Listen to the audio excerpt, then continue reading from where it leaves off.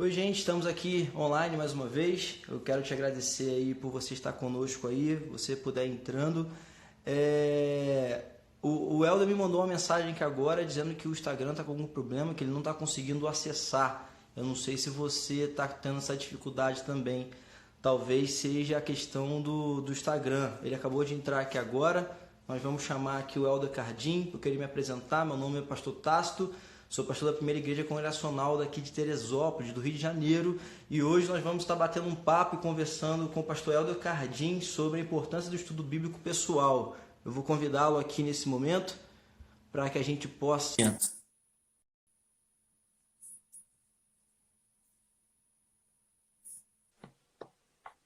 E aí, Helder, tá me ouvindo? Beleza, cara. Beleza, cara. Beleza, show de bola. Eu não sei se a minha conexão tá dando uma reverb muito forte aí do seu áudio. Então talvez você tá me tenha ouvindo? que abaixar um pouquinho. Uhum. Eu não sei se é meu Já tá Insta, baixo, não sei se é alguma configuração. Agora melhorou. Melhorou? Melhorou. Beleza. Se cair, cara, eu vou tentar entrar de novo, mas é alguma coisa que eu não sei se da minha internet é possível. A gente está ficando alguns momentos sem, até pela sobrecarga aí do mundo inteiro, né? Mas a gente vai talvez seja a questão do Instagram também, né? Tá todo mundo fazendo live agora, né? Tava acompanhando outra live aí, caiu também, terminaram várias vezes, né? O pessoal falou que tá dando eco. Será que é aqui do meu áudio? Eu acho que é, porque eu tô ouvindo a minha voz aí pelo seu equipamento. Você tá me ouvindo agora, Helder? Perfeito. Tranquilo? Então, beleza. Então, vou no fone, então, para ficar tranquilo. Então, gente, a gente está falando aqui agora com o Helder Cardim. O Helder é chanceler das escolas teológicas da Palavra da Vida, professor e pesquisador, é pastor, conferencista, escritor, e, além disso tudo, é palmeirense e moedor de café, né? Essa é a grande questão também. É interessante que o Helder, ele gosta de moer o café dele, gente, para você que não sabe. Torrar café. E quando fui tomar café a primeira vez com ele me perguntou assim: você estraga o café com açúcar ou com adoçante? Cara, eu não sabia o que responder. O que eu vou falar para ele agora? Helder, essa é uma prática sua de muito tempo? Torrar café? Cara, eu torro meu café há mais ou menos 2 anos e pouco, né? Não, eu curto, cara. Na verdade, eu curto tudo que é artesanal, né? Eu faço minha carne seca, eu torro meu café, eu derreto banha de porco para fazer para comer com pão. Cara, tudo que for gordice, aí eu tô dentro. Verdade, gente, vamos lá. Amish, cara. Eu vou virar. E a Juliana vai topar isso aí? Cara, ela topa, ela curte, meu. Na verdade, ela tá aí sozinho, né? A Kenny aí tá falando, né? Café sem açúcar, com certeza. Canela até pode pôr, se você fizer alguma coisinha aí. Gente, vamos lá para a gente começar o papo então, porque a live tem duração de 1 hora aí, então para a gente começar então a trocar essa ideia com o Helder, hoje, como eu já falei, nós vamos falar sobre a importância do estudo bíblico pessoal. Então, Helder, para a gente começar a conversar sobre isso, trocar essa ideia, hoje, o momento que a gente está vivendo, é o momento da quarentena, onde muitas pessoas estão em casa e tem essa questão, né, de ser motivados a estudar a Bíblia, estudar a palavra do Senhor. É interessante que quando nós não estávamos nessa quarentena, a nossa vida cristã, vamos colocar assim a grosso modo, é uma vida onde a gente fica mais passivo, né? Porque a gente vai à igreja, o pastor prega, o pastor explica, dá o estudo, aquela coisa toda.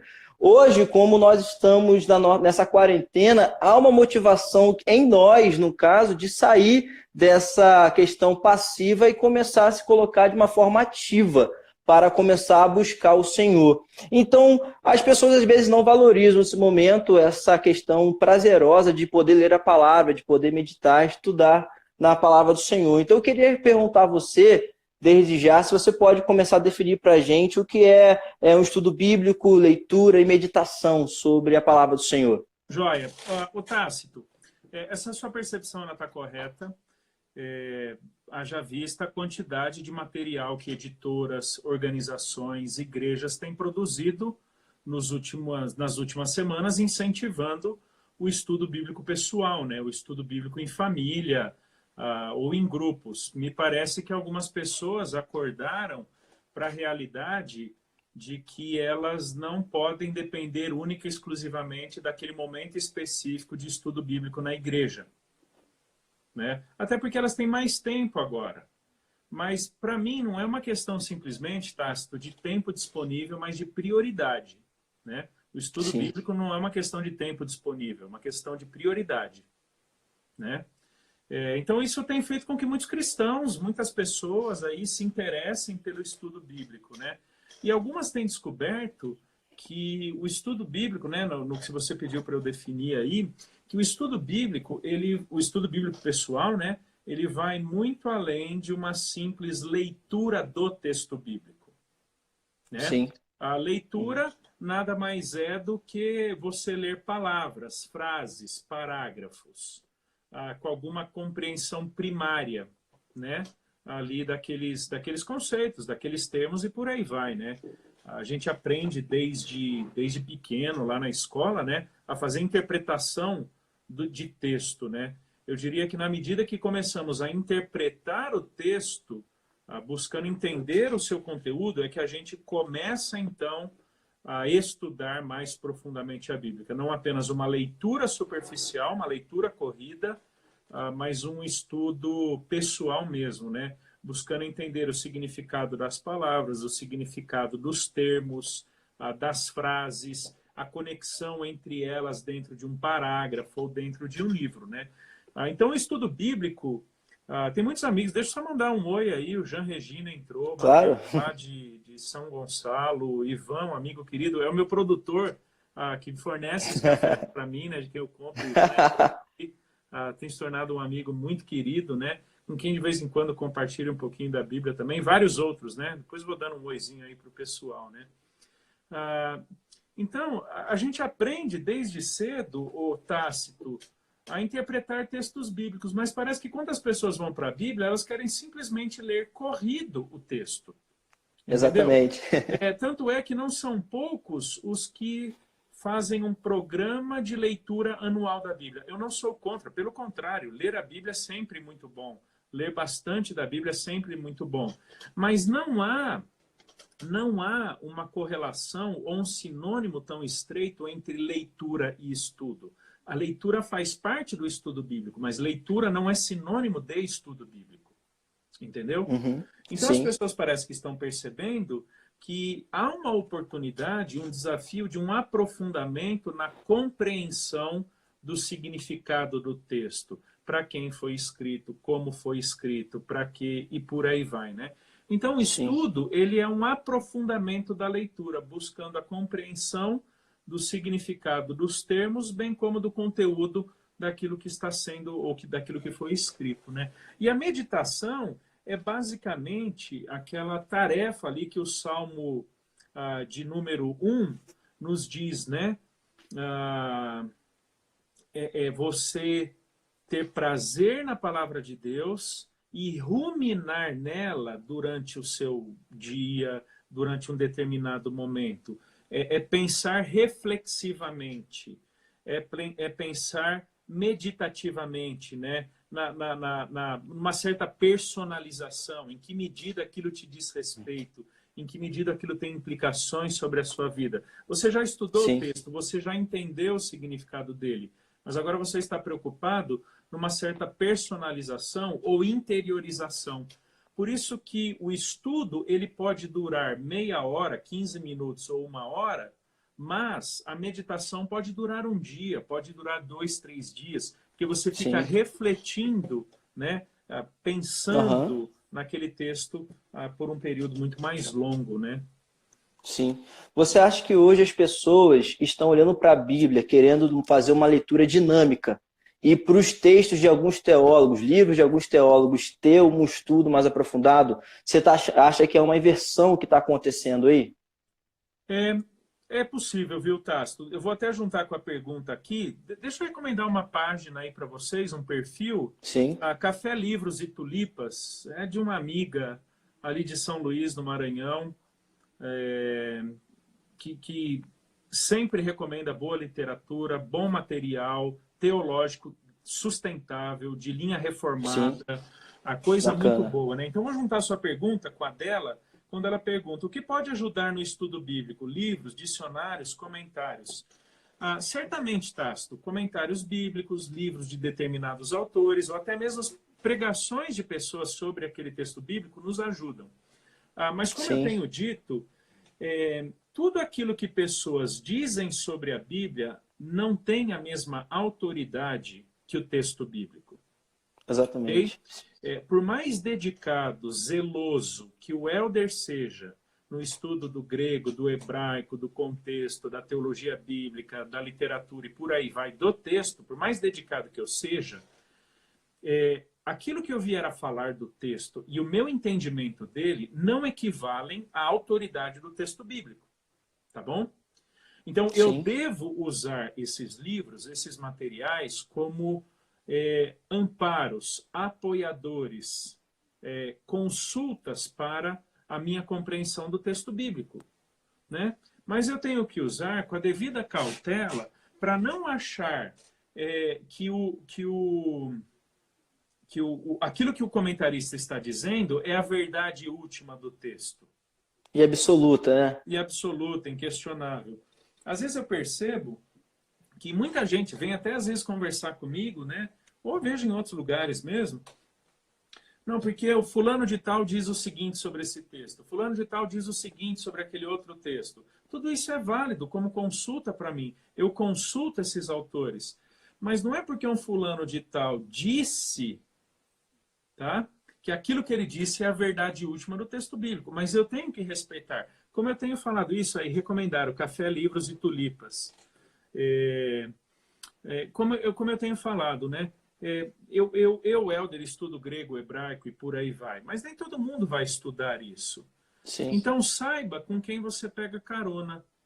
Que seja um bom motorista que te conduza bem pelos caminhos das línguas originais, pelos caminhos da teologia bíblica e por aí vai, para que eles te ajudem na compreensão de determinada passagem bíblica. Entendeu? sim. Então, consultar esses materiais, esses autores, extremamente válido. E, Tássio, eu tenho percebido o seguinte também, cara. Nem toda teologia, nem todo teólogo, por mais que cite o texto bíblico, tem a mesma seriedade ou precisão ou até cuidado no trato do texto bíblico. Vira e Sim, mexe, pessoas me dizem o seguinte, e tem tudo a ver com estudo bíblico, tá? Daqui a pouco a gente volta mais para o lado pessoal, né? Eu claro. por mim mesmo. Mas pessoas dizem o seguinte, existe esse ismo, aquele ismo e esse ismo outro. Mas fulano de tal, ele é piedoso. Como se a piedade dele fosse sinônimo de destreza teológica. Como se a piedade dele fosse Exatamente. sinônimo de produzir ou propor uma teologia bíblica correta. Isso não é verdade. Piedade não isenta ninguém de erros hermenêuticos. Às vezes o sentimento está sendo colocado ali, né, Helder? Essa é a questão também, né? Pode ser, o Experiência e pressuposto, sentimento. é verdade, pressupostos hermenêuticos, pressupostos teológicos, às vezes nem tanto de um rigor de pesquisa, entendeu? Como literatura, a Bíblia ela deve ser estudada.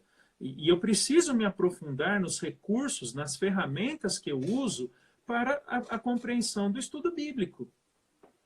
Né? Sim. Então, Você trouxe essa questão falando de que a falta de leitura, no caso da Bíblia, no caso, prioridade, né? Que você trouxe para a gente. sim, Algumas pessoas têm essa dificuldade de entender, por exemplo, a importância de ler a Bíblia. Muitas pessoas chegam para mim, às vezes, e perguntam algumas coisas. Por exemplo, tem gente que chega para mim e fala que é difícil ler a Bíblia, porque às vezes quando chega naquela parte lá do Pentateuco, começa as genealogias. começa aquela coisa toda, e como colocar isso como a pessoa entender que é a palavra de Deus e precisa ser lida também. Joia. Acho que a gente tem que considerar algumas coisas aí, ô Tácito, que tem tudo a ver com o estudo bíblico. E que eu quero chamar de pressupostos norteadores do estudo bíblico. A primeira Sim. questão, o primeiro pressuposto. E eu trabalho alguns desses pressupostos mais extensivamente no meu livro de interpretação bíblica, né? Nós estamos lidando com a palavra de Deus, revelada, inspirada, inerrante, autoritativa. Se nós furarmos em algum desses conceitos teológicos, todo o desdobramento do nosso estudo bíblico estará comprometido. Isso nos levará, por exemplo, a uma perspectiva mais relativista do texto, mais relativista da prática do texto bíblico. Tá? Segundo pressuposto, nós cremos que por causa da inspiração dos autores pelo Espírito Santo, há uma unidade do texto bíblico. O Evandro está perguntando, o livro é Hermenêutica, Evandro, da série de Teologia Básica da Edições Vida Nova. Há uma unidade entre Antigo e Novo Testamento. Há uma unidade, né, no tota escritura. Né? A gente conhece muito o sola escritura, mas nós deveríamos também relembrar do tota escritura. Né? O tota escritura quer dizer o quê? O todo da escritura. Né? O todo, Antigo e Novo Testamento, de Gênesis a Apocalipse, como expressão da revelação divina. Né? Agora, isso não quer dizer, você citou aí alguns dos documentos que são mais emblemáticos nas nossas dificuldades de interpretação, que são livros pertencentes ao Pentateuco, né? Sobretudo a Lei de Moisés. Embora a Escritura seja um todo, o Antigo e Novo Testamento, isso não quer dizer que exista sobre mim hoje a mesma demanda prática, ipsis literis, nos mesmos termos que houve a Israel no contexto do Antigo Testamento, como povo nômade, peregrinando no deserto, prestes a conquistar a terra de Canaã. E é justamente o texto bíblico, ou o estudo bíblico, a hermenêutica, a interpretação bíblica, que vão me ajudar a entender o significado do texto lá atrás e trazê-lo para a minha vida hoje.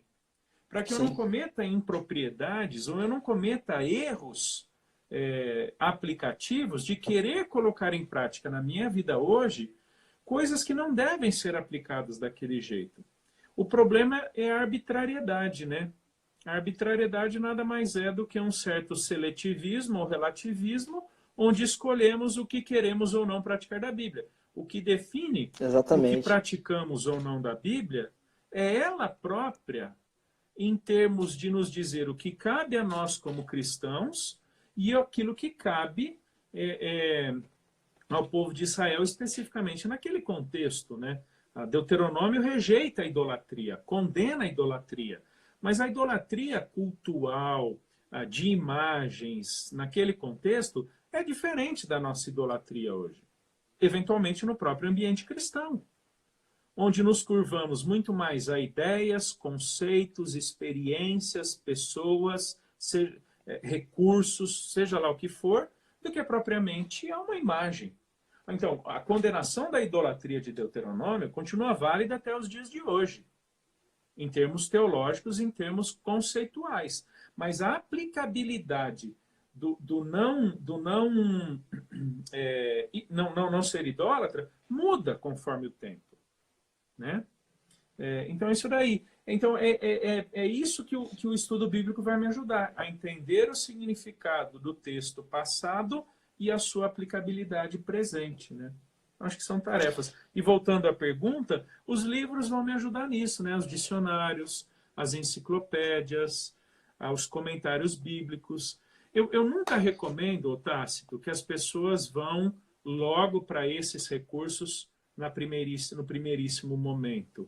Elas têm que se forçar a entender o texto, fazer uma análise sintática, uma análise gramatical. Cara, mas eu sei que a gente não curte análise sintática, tá? A gente, eu não sei. Cara, na época que eu fiz língua portuguesa, lá atrás, tal, né? Meu tempo do que seria hoje ensino fundamental, ensino médio, professora vinha lá, professor, análise sintática. Cara, todo mundo queria pular Todo fora. mundo fugia. Claro. Todo mundo fugia. Quem é que lembra de objeto direto, objeto indireto, locução, todas essas loucuras, né? Mas, cara, isso é fundamental, isso é estudar a Bíblia. O que Exatamente. está ligado ao quê? Qual o significado dos termos de uma frase? Isso nada mais é do que análise sintática, né? Então a gente Exatamente. precisa fazer isso. E isso é estudar a Bíblia. É quando você vai da leitura para a compreensão, né? Isso Sim. nos ajuda bastante.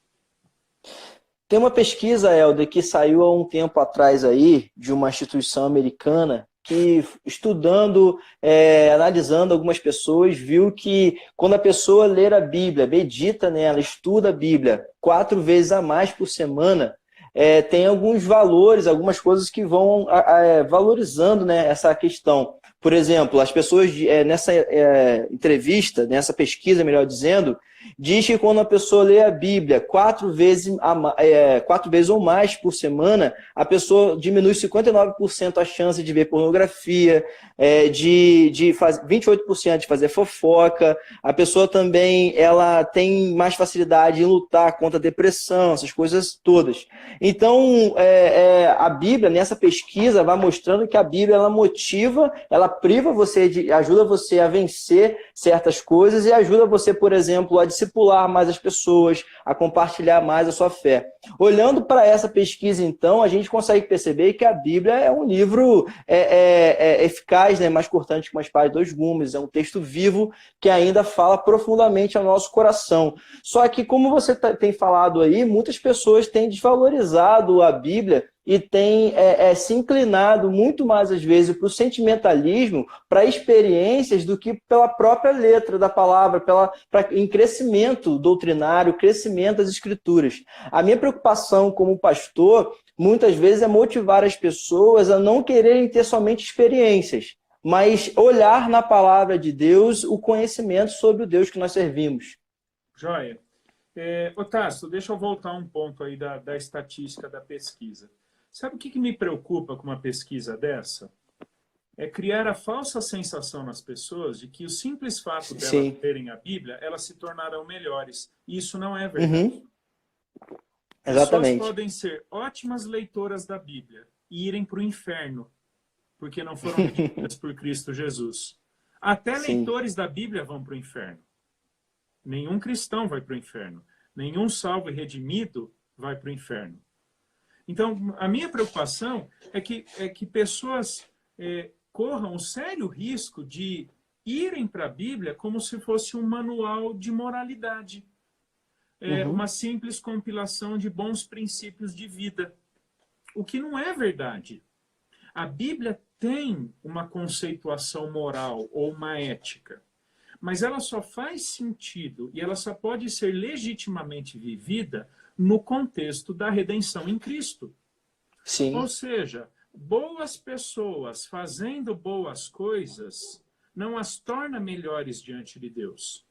Exatamente. No entanto, pessoas salvas e redimidas em Cristo, por causa da sua vida estabelecida, da sua santidade estabelecida em Cristo, têm agora condições de praticar corretamente a Bíblia e, por isso, evitarem a pornografia, por isso, evitarem ser pessoas iracundas e por aí vai, né?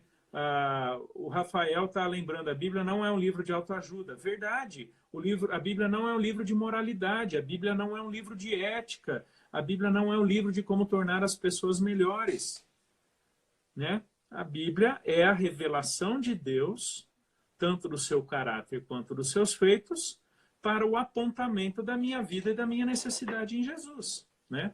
Sim. Então eu preciso lembrar disso. Né?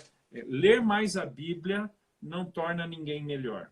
Agora, melhor em termos de justiça diante de Deus. Tá? Justiça diante de Deus. Ninguém é justificado por ler muito a Bíblia. Em relação às obras que você está fazendo referência, correto? Em relação Sim. às obras. Sabe o que é interessante, cara? Deus não me olha melhor ou me abençoa mais em termos posicionais se eu ler mais a Bíblia. Sim. Porque ele não pode, em termos de posição ou status de realidade, me abençoar mais do que eu já tenha sido abençoado em Cristo Jesus Em na cruz do Cristo. Calvário.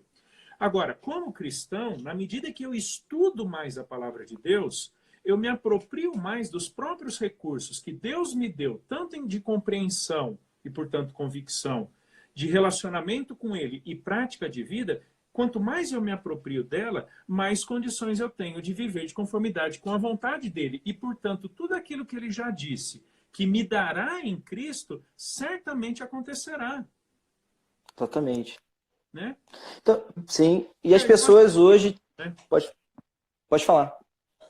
Não, acho que é isso. E as pessoas hoje pegam a escritura, como a gente falou, eu citei essa pesquisa para isso, as pessoas às vezes pegam e começam a ler a palavra do Senhor, achando que pelo fato de ler todo dia, de orar todo dia, eu posso talvez pleitear diante de Deus algum benefício que Ele possa me dar. Essa é a grande questão de, às vezes, olhar para o texto bíblico como algo místico. Tem gente que lê a Bíblia, Helder, não sei se você já ouviu alguém falar isso, como aquela caixinha de promessa. A pessoa ora e abre a Bíblia e vamos lá, Senhor, o que você tem para falar para mim? Sim. E assim vai acontecendo. E sabe o que é interessante, o Tácito? Ela sempre vai falar algo, porque ela continua sendo a palavra de Deus. O problema é a nossa motivação e a nossa abordagem. Né? A leitura da Bíblia é sempre bom, mas isso não quer dizer que eu farei dela ou dessa leitura um bom proveito. Porque as minhas motivações podem ser equivocadas ou estar equivocadas, né? Então a gente lida com motivação também, né? Por que estamos lendo a Bíblia, né? Ninguém vai ganhar nada melhor de Deus pela leitura bíblica que já não tenha ganhado em Cristo Jesus. Mas sem a leitura bíblica, nós não teremos condições de experimentar ou externalizar a vida para a qual Deus nos salvou em Jesus. Tem uma pergunta aí que alguém fizeram aqui agora. O Mateus está colocando aí, fazendo uma colocação bem legal. Assim, nessa perspectiva de ler a Bíblia para ganhar algo de Deus, né? Tipo uma barganha. É como colocar Deus contra a parede. Se eu ler a Bíblia uma quantidade de vezes, Deus terá a obrigação de abençoar. Infelizmente, a percepção do Mateus está corretíssima, né? Tem gente que acha que lê a Bíblia ou estuda a Bíblia por causa disso. Não. Exatamente. A gente lê e estuda a Bíblia para entender um pouco mais quem é esse Deus que nos ama, quem é esse Deus que nos salvou em Jesus e, portanto, como viver de conformidade com o propósito dele. Cara, simples assim. Simples assim, não é barganha, é apropriação. Então, cara, um dia a gente pode até conversar mais sobre isso, né? Em que consiste a nossa espiritualidade fundamentada em Cristo. De repente a gente joga para a semana que vem essa. Seria muito legal, cara. Muito legal. Sim, mas, com certeza. Exemplo, não há nada que Deus possa me dar que Ele já não tenha me dado em Cristo. Mas pelo estudo bíblico eu me torno consciente de quem Ele já me tornou em Jesus e, portanto, tenho condições de viver agora coerentemente. Na verdade, cada vez que estudamos a Bíblia e a entendemos, nós concordamos com Deus.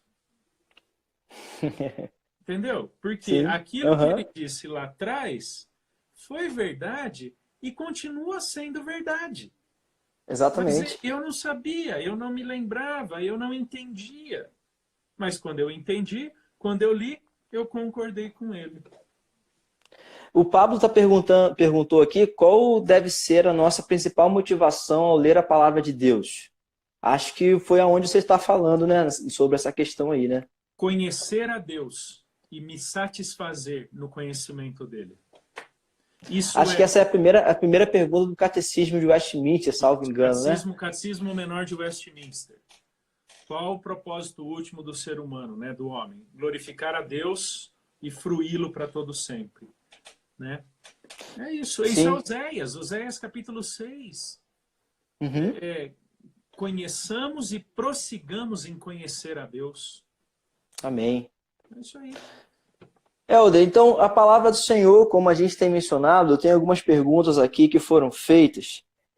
Teve uma pessoa que me pediu para fazer uma pergunta que quer começar a estudar a Bíblia, mas não sabe como. O que que você pode indicar? Porque normalmente quando a pessoa quer estudar a Bíblia, a primeira coisa que ensinam é: compra um pão diário e faça uma leitura diária. Aí a pessoa perguntou para mim assim: Tasto, não é muito água com açúcar esses tipos de devocionais? Qual é a sua opinião sobre isso, Helder? Joia, eu não tenho dificuldade de me posicionar ou opinar sobre isso, mas talvez eu vá contrariar boa parte da cristandade evangélica brasileira, ok? Sim. Que vive em função de devocionais ultra resumidas, tá? E que a leitura de meia página ali torna-se para elas sinônimos de estudo bíblico, o que não é verdade. Uhum. Eu, inclusive, já participei de projetos de escrita de devocionais, tá bom? Mas num tipo que eu concordo. A maioria dos devocionais que nós temos em português, tipo esse que você citou e até alguns outros desse tipo, você tem um verso, você tem geralmente uma ilustração, uma historinha, e aí você tem alguma outra coisinha ali, talvez algo bíblico, e acabou. E a ilustração, você fica pensando, cara, o que isso tem a ver com o texto bíblico? E o meu medo é que as pessoas estejam se enganando, achando que a leitura daquela página, seja lá de qual for, tá bom? Seja sinônimo Sim. de estudo bíblico. Eu vou falar, talvez vai cair até o pessoal que está nos acompanhando, né? Mas, cara, isso não é sinônimo de estudo bíblico. Porque geralmente Concordo. as pessoas se lembram da ilustração que toma a maior parte da página e algum comentário ou aplicação que não tem nada a ver com o texto bíblico no seu sentido original. Então parece que aquela devocional está levando as pessoas para fora da Bíblia. É o que acontece. Totalmente fora de contexto, né? Totalmente fora de contexto. Agora, existem bons devocionários, tá bom? Existem bons devocionais. A Paty aqui está perguntando se devocionais são diferentes de estudo bíblico. Ô, Paty, tudo depende de como você conduz o seu tempo devocional. Se o seu tempo devocional é a oportunidade de estudar mais profundamente a Bíblia, não de simplesmente de passar corrido por ela, eu vou dizer, isso para mim é sinônimo.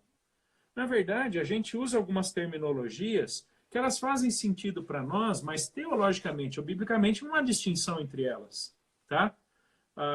Por exemplo, eu vou falar agora como pastor, né? A gente prega, dá estudo, faz uma meditação, compartilha a Bíblia e por aí vai. Em essência, é tudo a mesma coisa. Você pode usar termos diferentes, mas para a mesma atividade, ensinar a Bíblia. Então, estudar a Bíblia pessoalmente ou fazer devocional, dependendo de como você conduz, tá? Pode ser o seu estudo bíblico pessoal.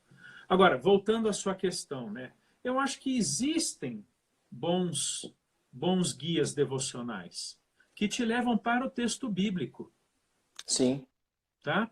Que fazem perguntas sobre o texto bíblico, que te ajudam a entender o texto bíblico. Então, o bom devocional é esse, tá?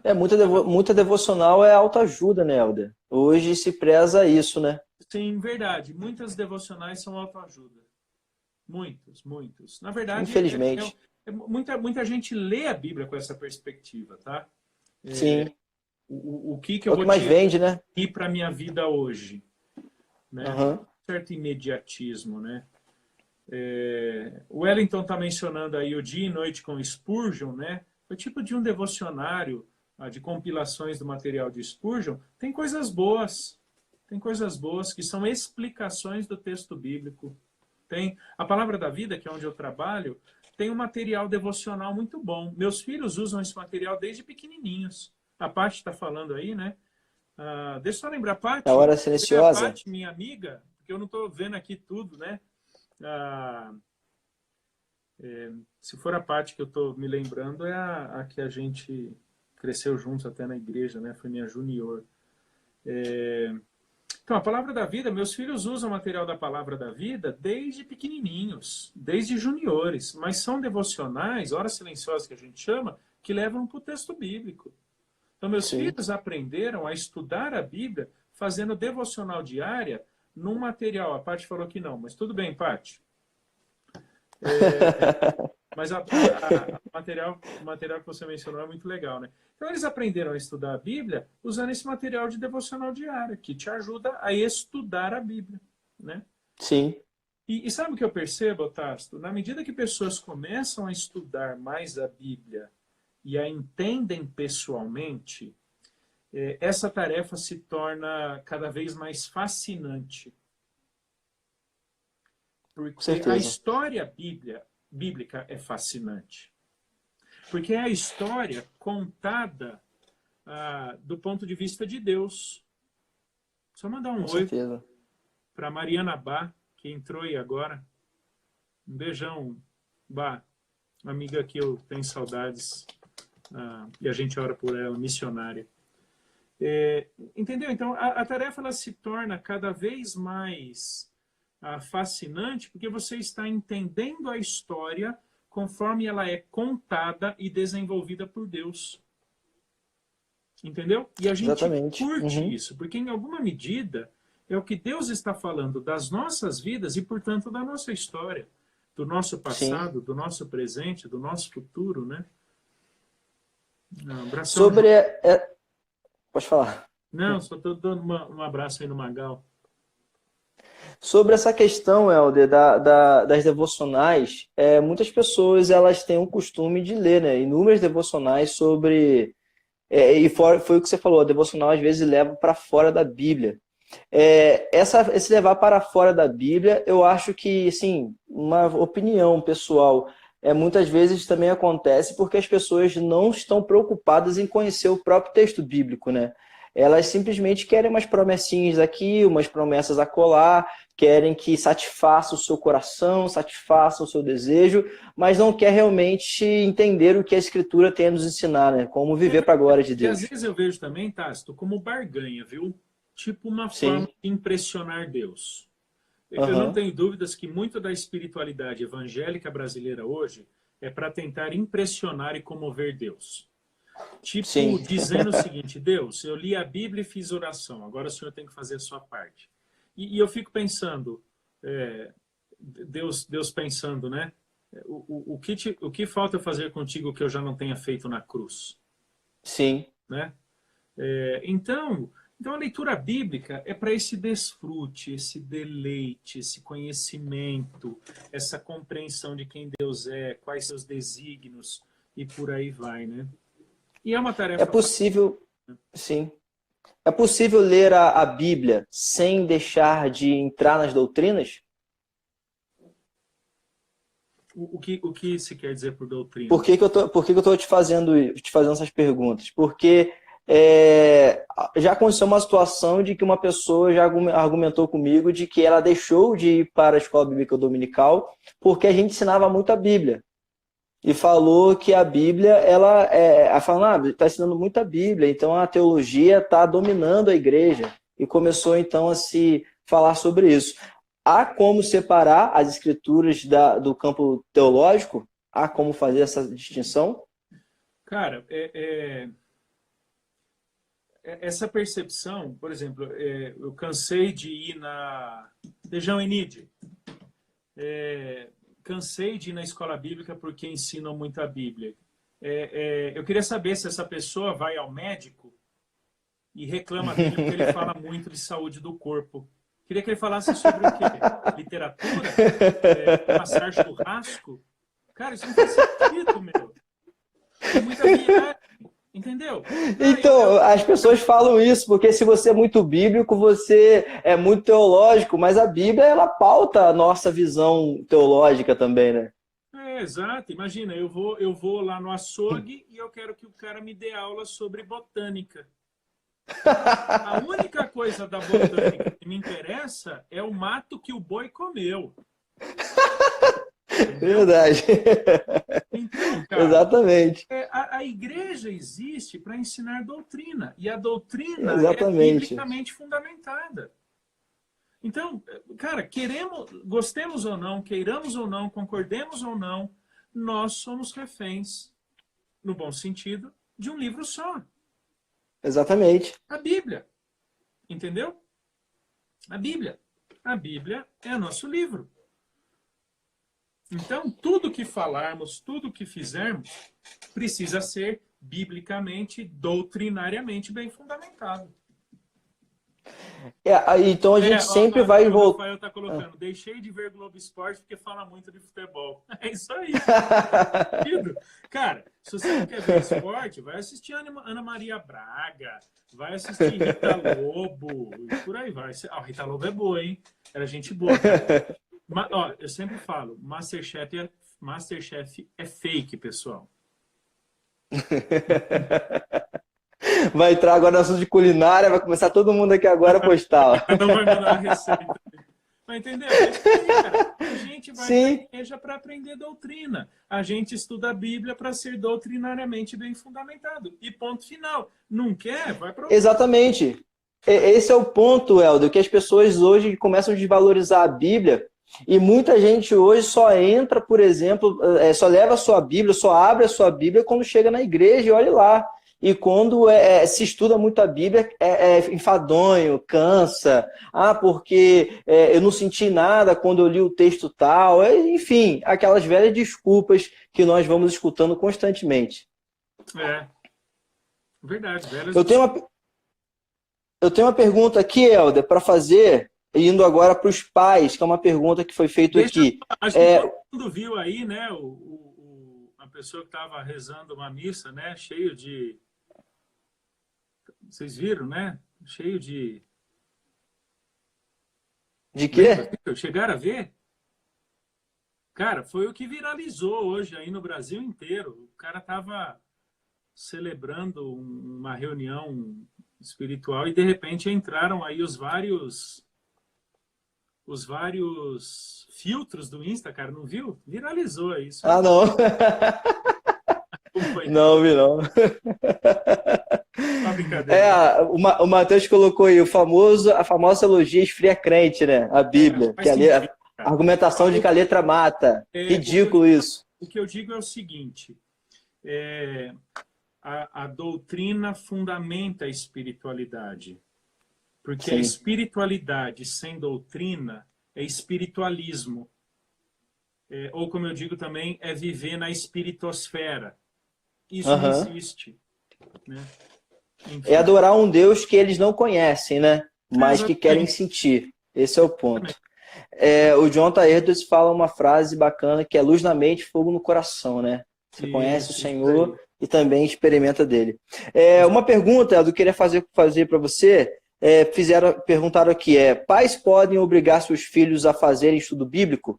Qual a melhor maneira de influenciá-los? Eu acho que não é... Acho que a questão, Tassi, não é obrigá-los a fazer, a estudarem a Bíblia, mas desafiá-los, cativá-los, envolvê-los. Tá? O que eu vou falar agora não é normativo para ninguém, tá bom? É uma ilustração. Mas nós, desde pequenininho, nossos filhos, a gente estuda a Bíblia com eles. Tá? Sim.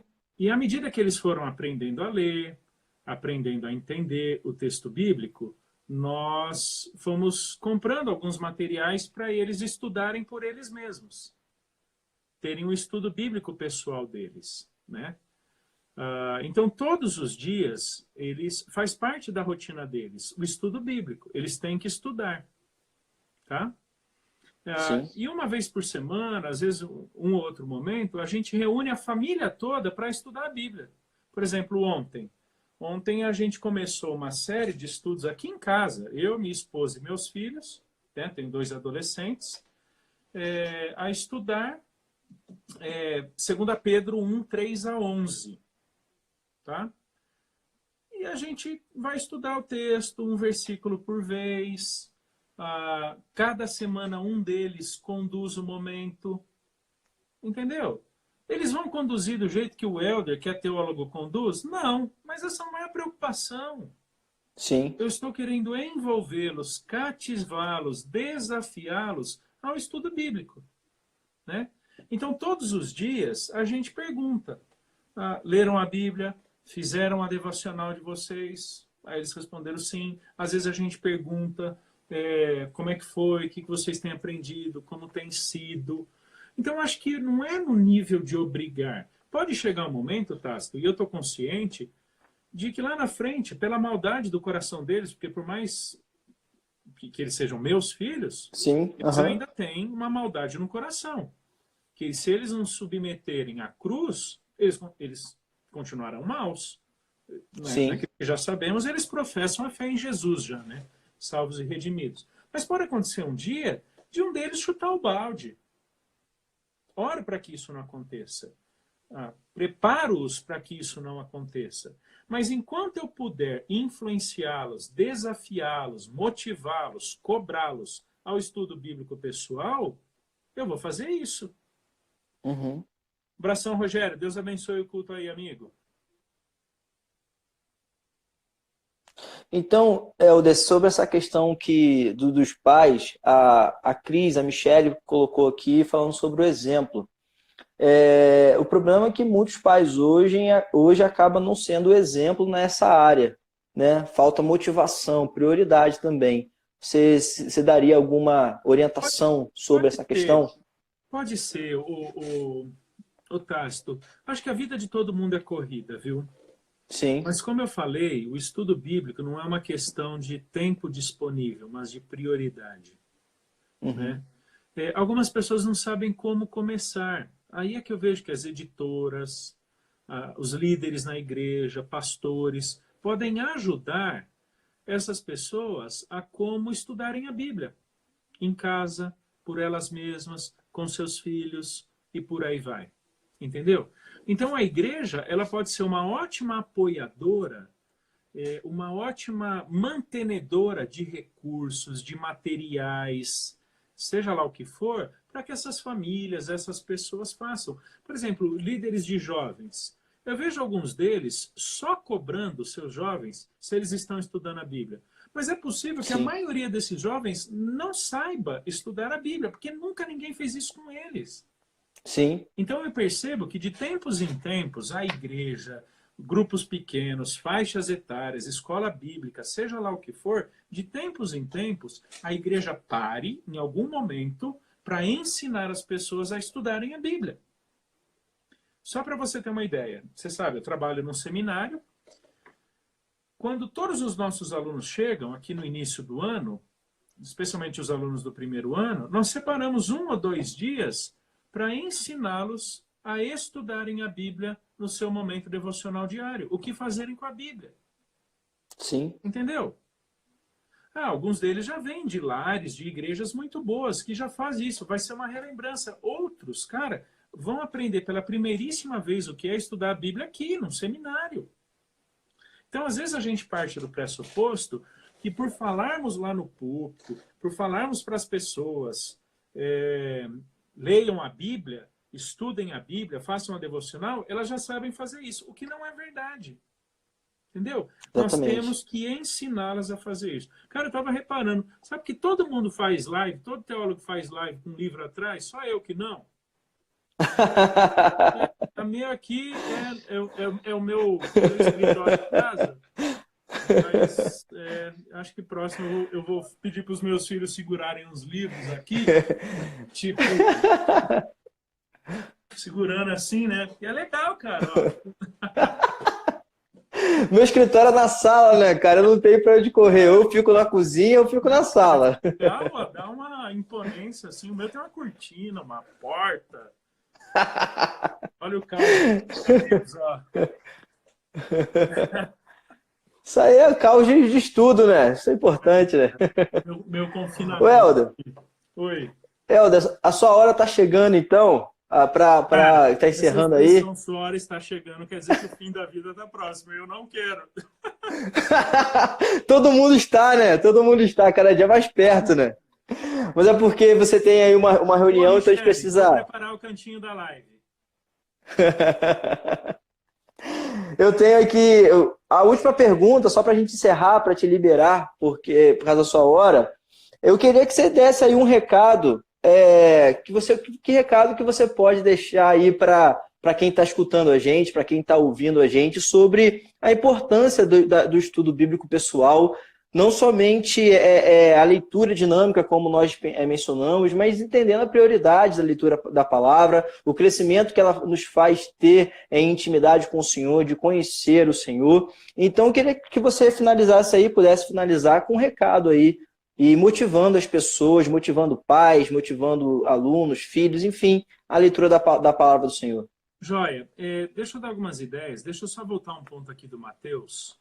Bem legal, nisso que eu estava falando, que a gente menciona o estudo bíblico, a devocional, e acho que todo mundo já sabe. Novos convertidos. A pessoa é salva por Jesus e nós já passamos a cobrá-la, em termos de espiritualidade, na semana seguinte, como se ela já tivesse 20 anos de crente, o que não é verdade. Sim, Né? verdade. O que não é verdade. Olha, cara, algumas dicas. Separe um tempo específico para o seu estudo bíblico. Isso pode ser 10 minutos, pode ser 15, 20 ou 30, 1 hora ou 2, seja lá o que for. Às vezes, durante a semana, ele vai ser reduzido, talvez 10, 15 minutos. Ou, no final de semana, pode ser um pouquinho maior, né? No seu tempo, algum momento mais livre. Então, separe um momento significativo. Segundo, escolha porções pequenas para leitura e estudo. Parágrafo. Eu uso normalmente a versão revista e atualizada, e a Bíblia que eu uso já vem com parágrafos divididos. Se você quer estudar, pegue parágrafos menores. Entendeu? Pegue parágrafos pequenos. Ao invés de ler 2, 3, 5 capítulos, pega um parágrafo, leia 2, 3 vezes. É até um motivozinho de piada aqui em casa, mas como é a nossa devocional familiar, quando a gente faz, né? E a gente não faz todos os dias. Os 4, né? Eu, minha esposa e meus filhos, os 4 leem o texto bíblico, o mesmo. E ontem foram quase 10 versos. E cada um leu os 10 versos. Na próxima vez que nós formos estudar esse texto, e nós devemos ficar nele algum tempo, os 4 vão ler o texto de novo. Me parece que essa leitura repetitiva, a leitura repetitiva do texto, no mesmo momento, me ajuda a fixá-lo, me ajuda a prestar mais atenção nas palavras, nas conexões, nos contrastes, nas ideias centrais, né? Então, tempo específico, parágrafos pequenos, várias leituras do mesmo texto. Às vezes você estudou um texto hoje, estude-o de novo da próxima vez, talvez por 1, 2 dias, 2, 3 semanas, seja lá o que for. Você vai perceber que é pela insistência no estudo que algumas compreensões vêm. Né? Sim. Tem uma boa Bíblia de estudo, tá? Aquela Bíblia da Sociedade Bíblica, da Nova Almeida, é muito boa. Bíblia do John MacArthur é muito boa. Bíblia de Genebra é muito boa. Então, a Bíblia de estudo, ela te faz alguns pequeninos comentários ali embaixo que te ajudam na compreensão do texto bíblico, né? Então, acho que é isso. Gente boa, infelizmente eu vou ter que sair mesmo, porque a gente tem Helder. reunião da igreja online também, e a gente está quase entrando nela já. Mas, Tasto, inclusive se a turma topar aí, acompanhar, semana que vem a gente podia marcar uma sobre espiritualidade. Pô, bacana demais. Top. Acho que seria muito legal. Em que acho que a galera topa aí, né? Eu acho que sim. Acho que sim. Com certeza. Vamos marcar então. A gente vai se falando então. Mas com eu certeza. acho que eu gostaria de contribuir muito com essa ideia de espiritualidade centrada em Jesus. Então, Jéssica, meu café acabou, eu preciso ir buscar mais. Com certeza, vamos marcar então. A gente vai se falando então. A gente marca, e a depois gente vai. conversa, mas acho que seria legal. Em que consiste uma espiritualidade fundamentada na nossa posição em Cristo e não nas nossas ações espirituais? Bacana, show. Tá? Show de bola. Fera. Fica legal, tá bom? Mano, Helder, eu quero te obrigado. agradecer aí pelo carinho, tá? Valeu mesmo pela disponibilidade, sua agenda. Gente, para quem não conhece, a agenda do Helder é complicada, então eu quero te agradecer aí, Helder. Valeu mesmo. Privilégio meu. Valeu, gente boa. Beijão. Abração, valeu. Com Deus. Manda sim, Natália. Beijo para você aí também. Valeu, Helder. Valeu, mano. Gente, está encerrando então a nossa live de hoje. Nós vamos encerrar agora. Semana que vem nós já temos marcado uma live com o pastor Hidauro Campos, que vai falar sobre as pandemias do passado, o que elas podem nos ensinar na de hoje. Então, a partir dessa conversa com o Helder aí também, a gente também vai tentar encaixar no horário dele também aí alguma questão para a gente falar sobre espiritualidade. Então, eu quero te convidar a seguir a nossa igreja aí no Instagram. Você que não segue, segue aí no Instagram, para que você possa estar atualizado sobre as coisas que vão acontecer. O El está dizendo aí que o Palmeiras tem Mundial, sim. Pô, Helder, não tem, não. Nem o meu time tem, Helder. Então, a gente tem que ficar junto nessa questão aí. Então, gente, um abração para vocês. Eu quero convidar você a seguir a igreja aí, para que você possa estar atualizado aí no que vai acontecer na semana que vem. A nossa live está se encerrando agora. Eu quero agradecer a você que estava aí nos escutando. Um abração para você e que Deus te abençoe muito. Valeu!